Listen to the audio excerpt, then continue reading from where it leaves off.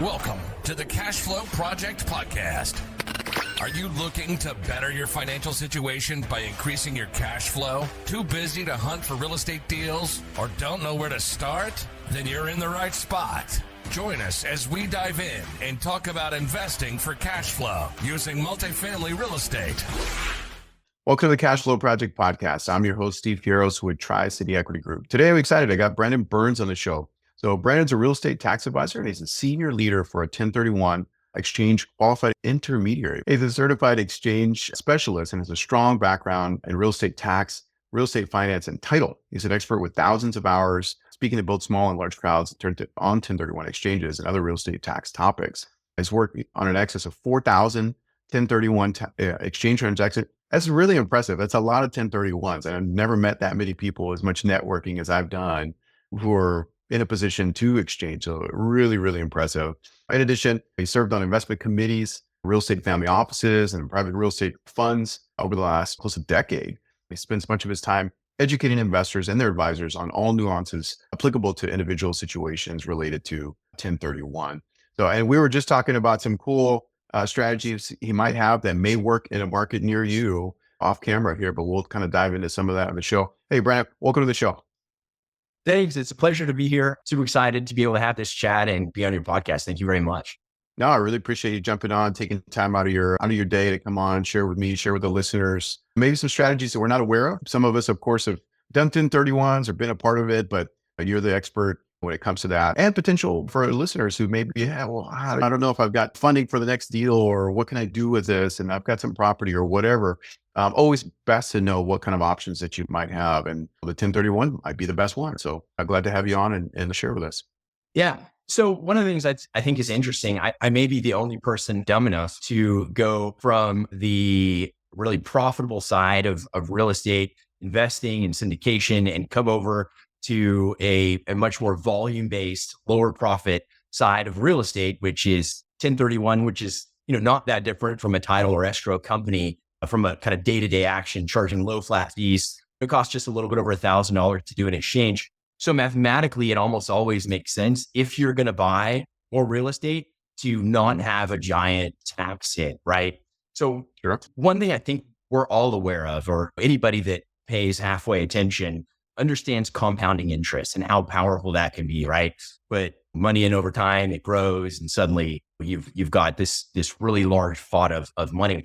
But what not as many people think about is the other side of that coin. So when I was in grad school, I had a professor and he would kind of always harp on that.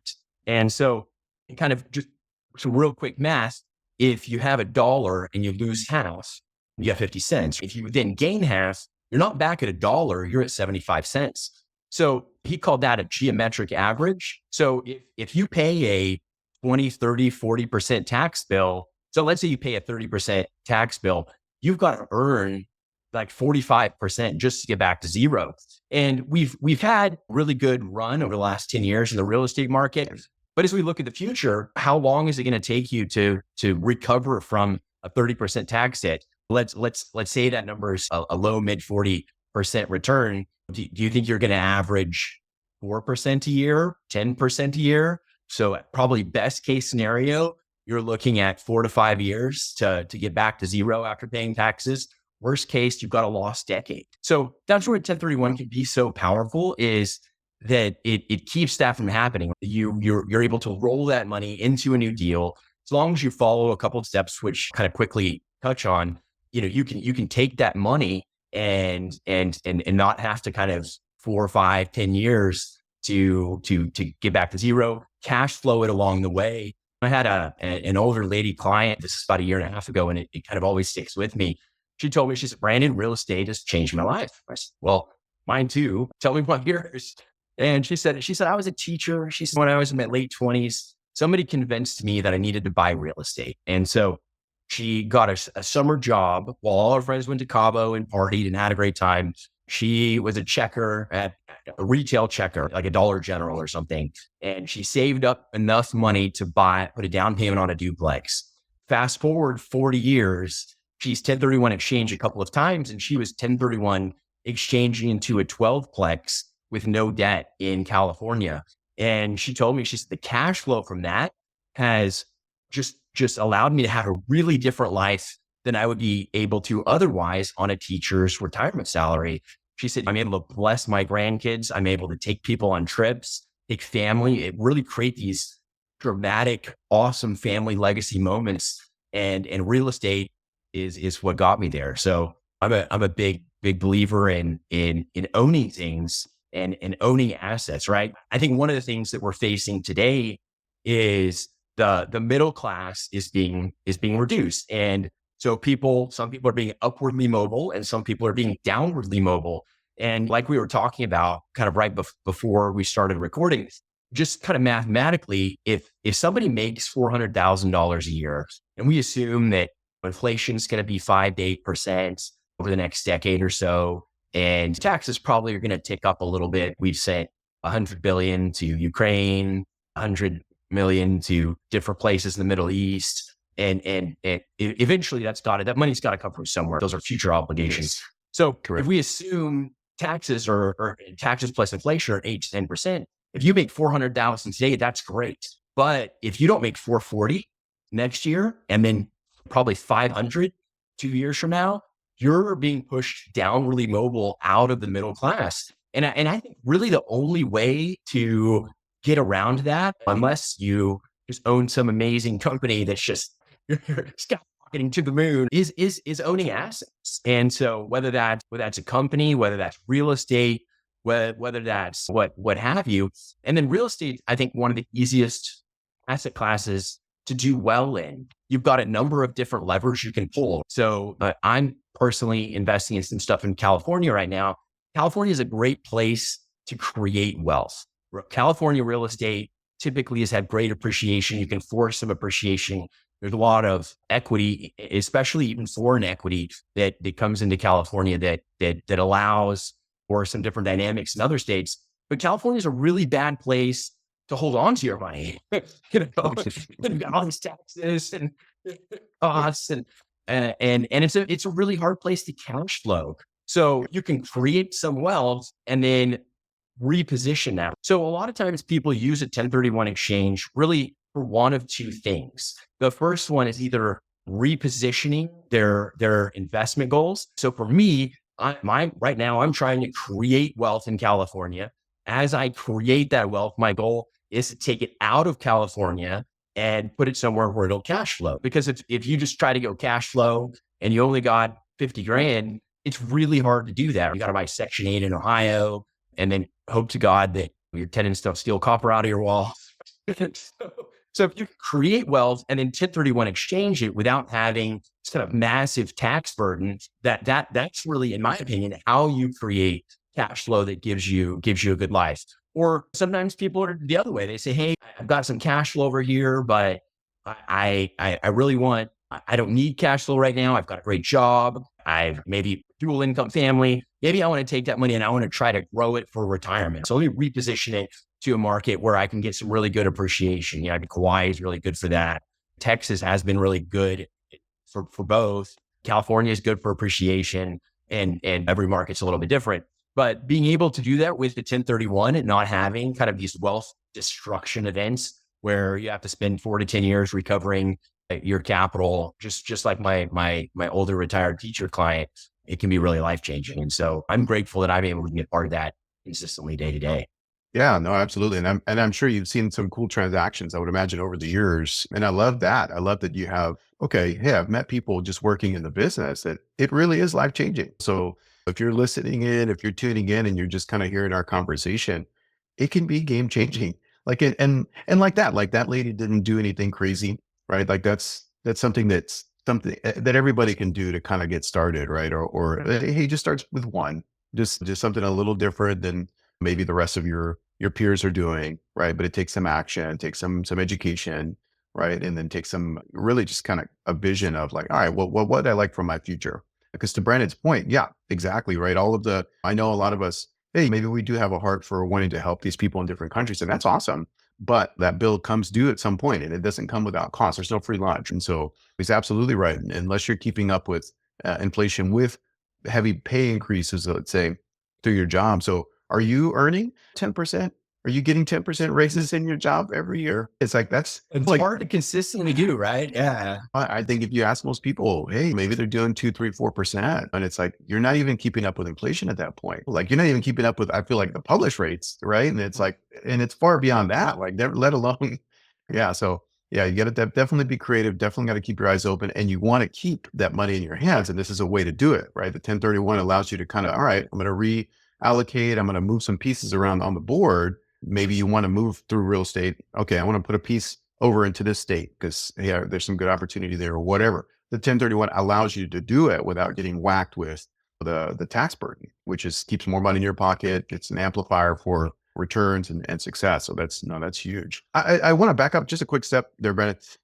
How did you get started with all of this? Like, what made you decide to even go into kind of this part of the business? I mean, I love the fact with real estate that there's a million and one different ways to make money in real estate. I mean, there is. And we were talking off camera, just like the strategy that you're doing, but employing like with ADUs, but like why 1031s? Why did you go that direction? I feel like when somebody ends up in kind of a niche space, it's the journey that gets them there. I think a lot of kids don't grow up saying, "Oh, I want to be an accountant," or or "I want to be a 1031 exchange accommodator."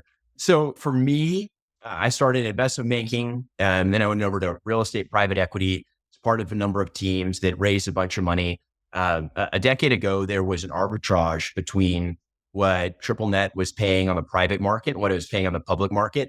So I worked for a company that went out and raised a bunch of money, bought a bunch of triple net at a 6.5 cap, and then took that public at a 4.5 yield. And so there's a kind of teeter totter between yield and value. And so if you can buy something at a 6.5 yield, and then sell it, in this case, take it public at a 4.5, there was some pretty strong wealth creation that happened. So I was a small part of a large wheel, small cog in a large wheel as a part of that. But I found I really liked kind of some of the technical side of real estate. And so as I tried to increase my knowledge and get more technical, I really realized that kind of the tax and title side of the business was really fascinating to me. And I kind of ended up stumbling into the 1031 exchange space, started working for a smaller company. And with any small company, you can always make things better. So I tell the owner, "Hey, what about this over here? Can we make it better?" He said, "Sure, if you want it better, make it better." And then I'd say, "Well, what about this over here? Can we make it better?" And "Sure, if you want it better, make it better." And then after a while, he said, "You care about this a lot more than I do." And so I took a senior leadership role, and then I eventually ended up launching my own firm. So I really enjoy doing this. This is all that we do. There's only 119 1031 exchange companies in the country, and most of them are a subsidiary of something more profitable. Because again, it's just a little bit over $1,000 all in.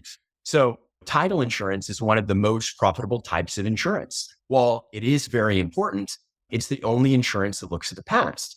All other insurance, life, health, auto, they say, what's the chances that this is going to happen to you in the future? Title insurance says what has happened to you in the past.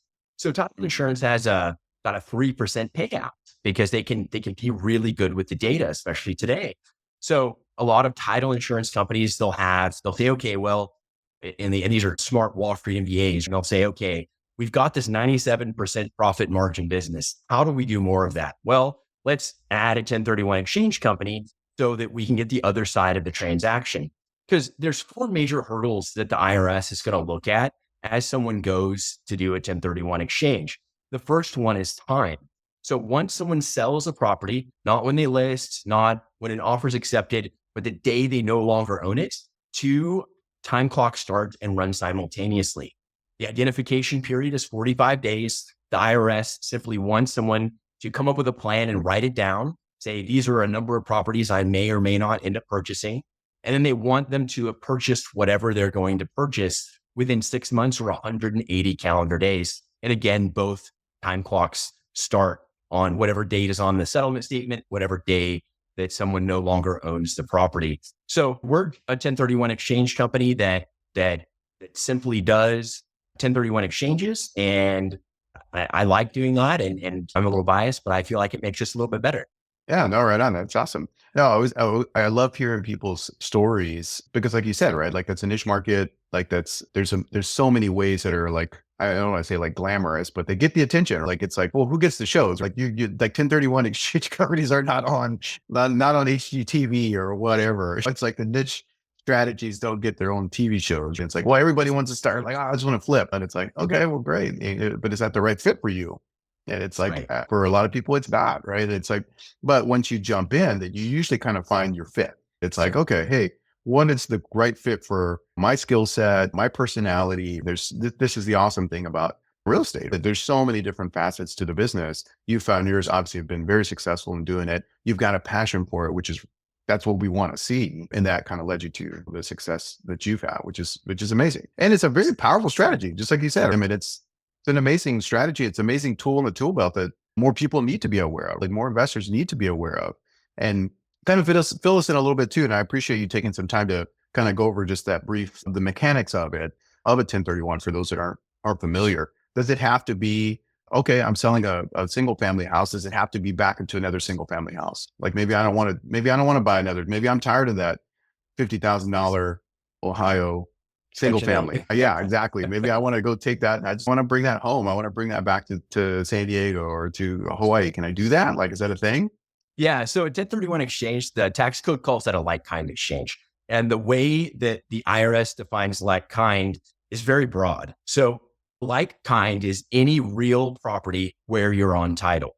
So I was talking to a gentleman the other day, and he has 5 rental houses actually in Ohio. And he bought a franchise, and it's a food truck franchise. And he said, I had the ability to buy a couple more trucks. Can I 1031 exchange my 5 single family homes into a truck? Unfortunately, the way the IRS defines like kind is what they call real property. And the right way to think about it is if it pays property taxes, it works. So a lot of times people ask us sometimes saying, hey, I'm selling an investment condo. Can I buy a mobile home? Well, are you paying DMV registration taxes or are you paying property taxes to the county? So you can sell a single family, you can buy a hotel, you can sell a hotel, you can buy land, you can sell land, you can buy triple net, you can sell triple net, you can buy multifamily. So you have to go on title of real property, either by yourself or in partnership with a group, whether that's a syndication or a joint venture or something otherwise. There's one exception to that. In 2004, the IRS said, okay, we understand there may be times where people need to go into more of a fund type structure. And they allowed one type of fund called the Delaware Statutory Trust. Most people are familiar with a REIT or real estate investment trust. The IRS said, hey, we're not going to allow that to be like kind. We're going to allow this other type called a Delaware Statutory Trust. And the reason they allow that is because they put a lot of restrictions on it. You can't move any structural walls. The sponsor can't take a waterfall promote override. You can't refinance it. So they really tried to make it kind of a steady Eddie, since that's the only exception to being on title of real property. But a lot of people think, oh, if I sell multifamily, I have to buy multifamily. And that's just not the case, which is nice. It's a pretty broad, you can sell a farm. And then there's an exchange we've got right now. There's a gentleman who bought some land in North Texas a long time ago, and it's appreciated really well. It's worth probably $800,000.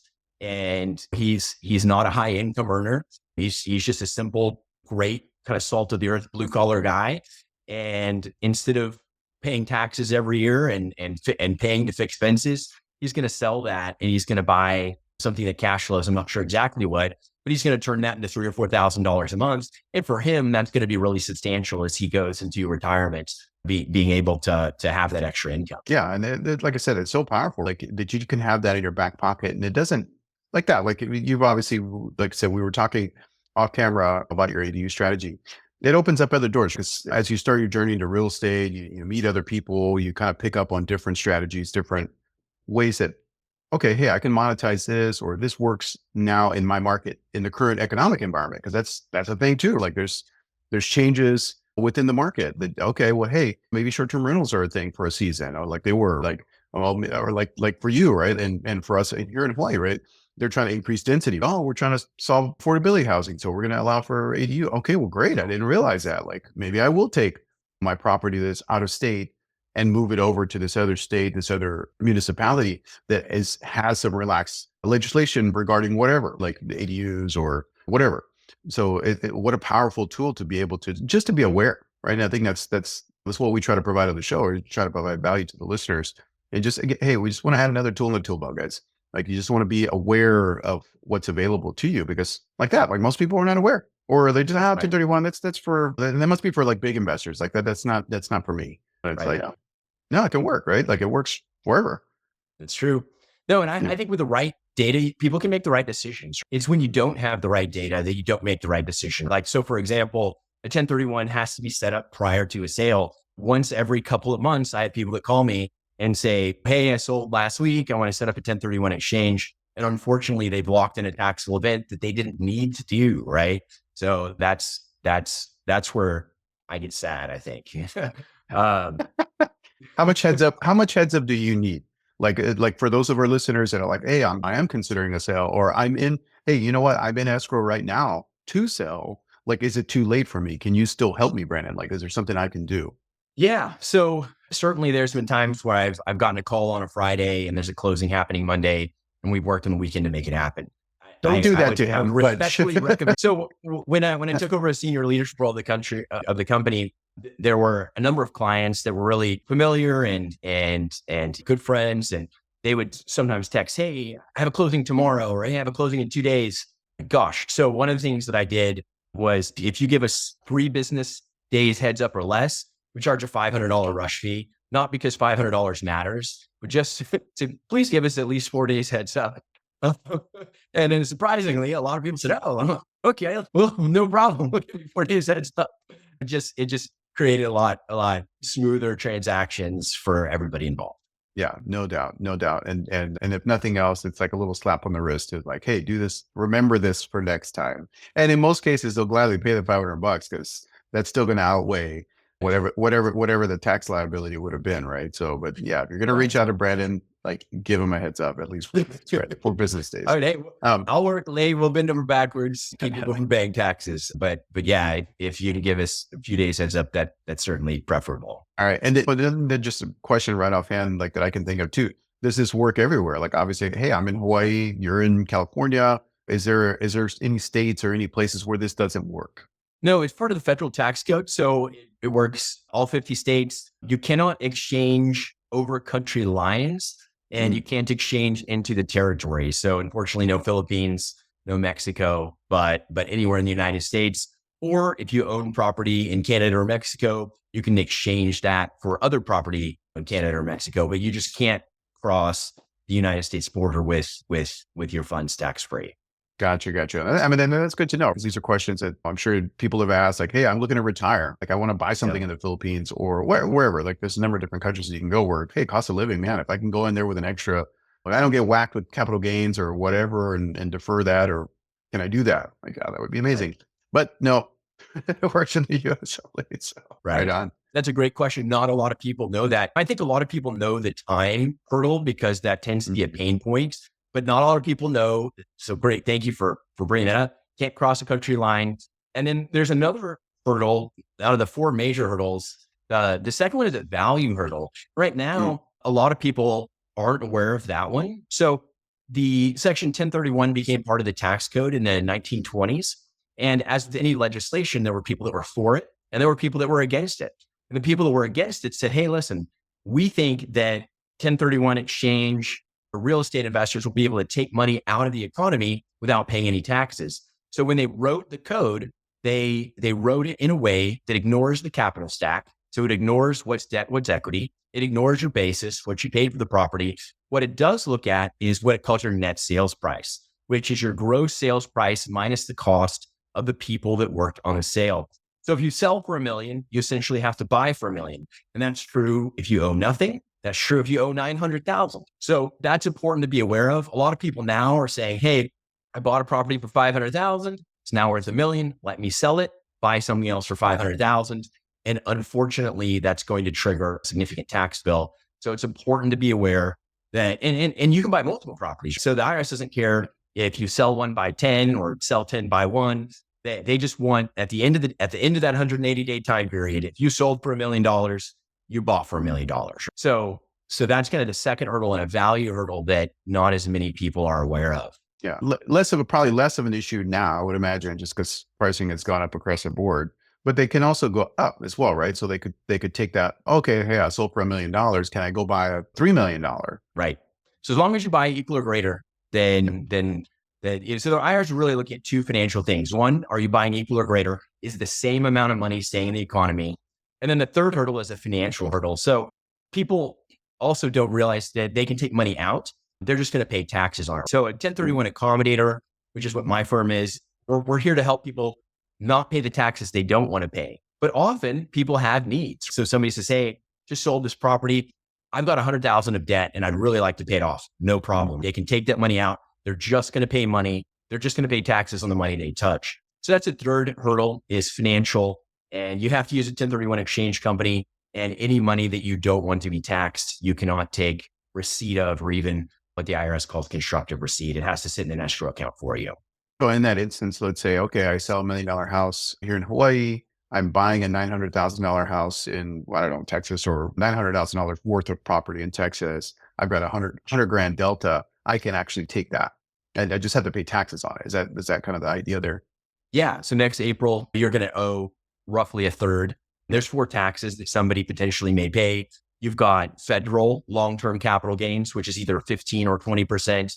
You've got applicable state tax, which that's Hawaii, California, Colorado, Massachusetts, New York. You've got depreciation recapture tax, which a lot of people don't realize. That's 25% of whatever you've depreciated or could have depreciated, even if you haven't.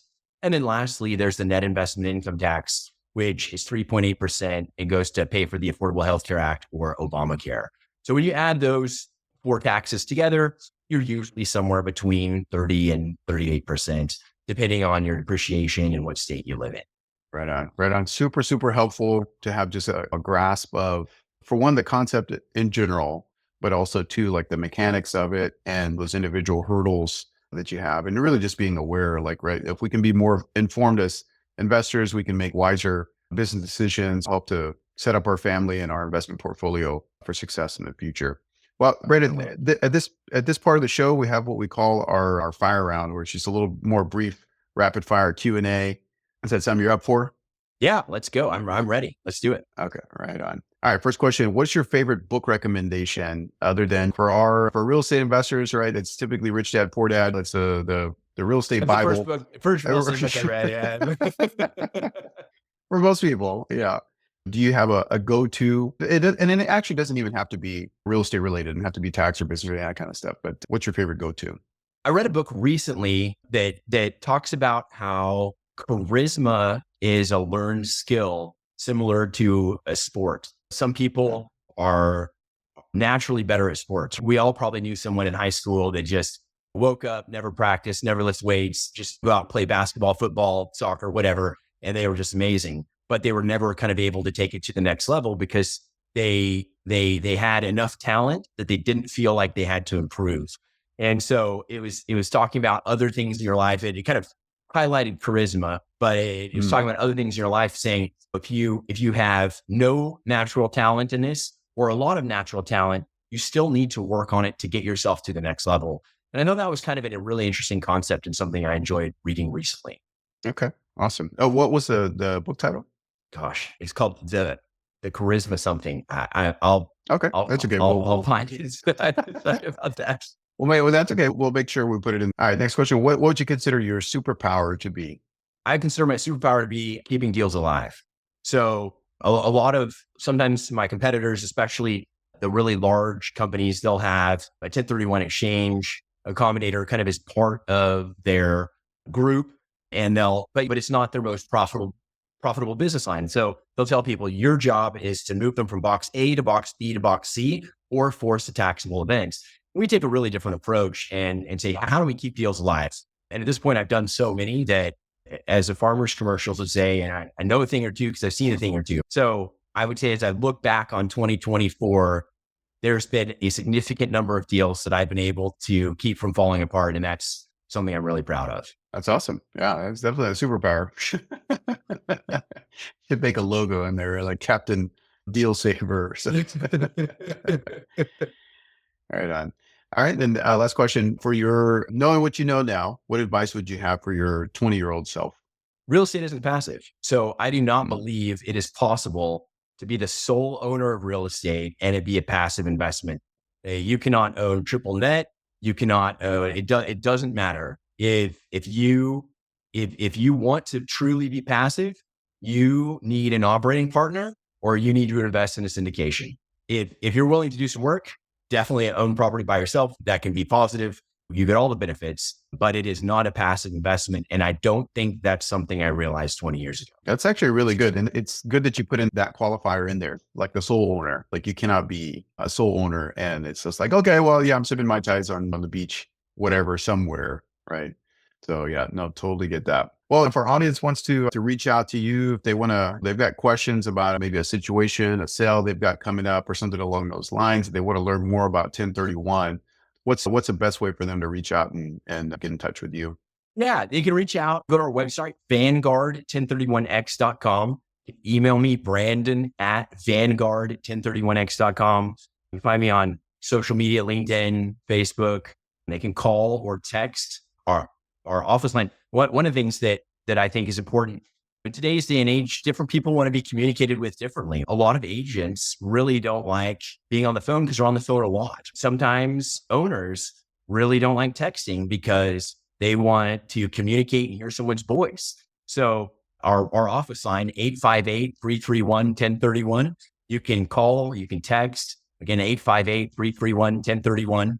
And so email me, call me, go to the website, text. We're here to help. So yeah, easy to get. And I don't have a wife. I don't have a kid. I don't have a dog. So this is my whole life. So if someone isn't reaching out, then I'm staring at the fridge wondering what Cheetos I have. So really, please reach out. I'm always glad to help. 1031 exchange is not a high dollar thing. So if you have a question or somebody has a question and whether somebody's going to do an exchange, might not do an exchange, they're using another company, but they're not getting good answers or they're running into a problem, I don't mind helping. I've just found just put good out into the world. It comes back eventually. So yeah, no problem talking to anybody anytime about anything. That's awesome. Well, I appreciate you hopping on with our listeners and providing and sharing your experience, your knowledge with us and 1031s and maybe giving us some different options there. So yeah, I really appreciate that. Brandon, thanks so much for hopping on today. And we look forward to circling back with you in your future, see how your ADU projects are going and see if there's any updates too, because that could always be something that changes in the future. Anytime that there's significant changes, we want to stay on top of that and stay in the loop with that, with the tax code, 1031s and all that kind of good stuff. But yeah, appreciate you. Thanks so much. Have a great one. And we'll see you on the next one. I look forward to it. Aloha. Thanks. Great episode with Brandon Burns over at Vanguard Exchange. Powerful tool using a 1031 exchange. So if you guys have questions, make sure you're reaching out to Brandon to help facilitate your deal. He's a great guy. Obviously provides a valuable service to the investor community. Well, guys, if you want to connect with us here locally, go to tricityequity.com. You can learn more about our deals and what we've got going on. If you want to meet us here locally and you're in Honolulu or you're planning to make a visit, we'd love to meet you in person. Put a face to the name. So go to Honolulu Multifamily and More. And you can find us on Facebook, meetup.com. We've got monthly meetups every month. So we'd love to be able to see you out there and connect with you and help you to connect with other like-minded investors and kind of answer some questions, learn what the next steps for you might look like in your wealth building journey. And guys, if you're finding value in the podcast, make sure you leave us a review, leave us a 5-star review, share the episode, and we can help bring value to more people. That's going to be it for me today, guys. We'll see you on the next one. Go out, take some action, and we'll see you in the next episode. Aloha.